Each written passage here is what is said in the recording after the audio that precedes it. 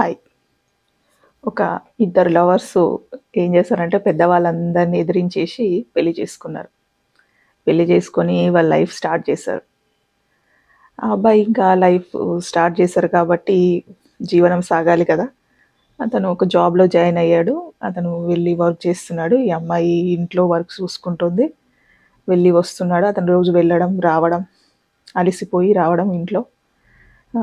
తొందరగా పడుకోవడం, మళ్ళీ పొద్దున్నే లేచి వెళ్ళిపోవడం. అసలు టైం దొరకట్లేదు ఈ అమ్మాయితో టైం స్పెండ్ చేయడానికి. ఈ అమ్మాయికేమో ఇంట్లో పనులు చేసుకోవడం, ఒంటరిగా ఉండడం, ఇంతవరకు ఇంట్లో చూసుకునే అలవాటు లేదు. అందరి మధ్యలో పెరిగిన అమ్మాయి.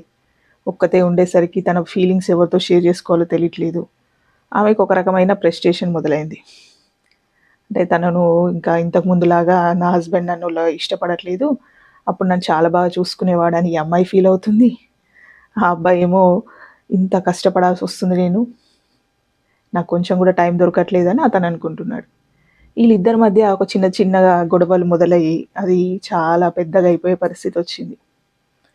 ఎందుకు ఇలా జరుగుతుంది అంటే వీళ్ళిద్దరి మధ్య ప్రేమ లేకపోవడం కాదు కారణం. వాళ్ళకి టైం దొరక్కపోవడం, సిచ్యువేషన్స్ని అర్థం చేసుకోలేకపోవడం. ఇద్దరికి ఒకరంటే ఒకరికి ఇష్టం ఉంది, కానీ దాన్ని ఎలా ఎక్స్ప్రెస్ చేయాలో, దాన్ని ఎలా హ్యాండిల్ చేయాలో తెలియకపోవడం వల్ల ఈ సమస్య వచ్చింది. Hi, I am Rani Reddy, counsellor and emotional wellness coach. Please subscribe.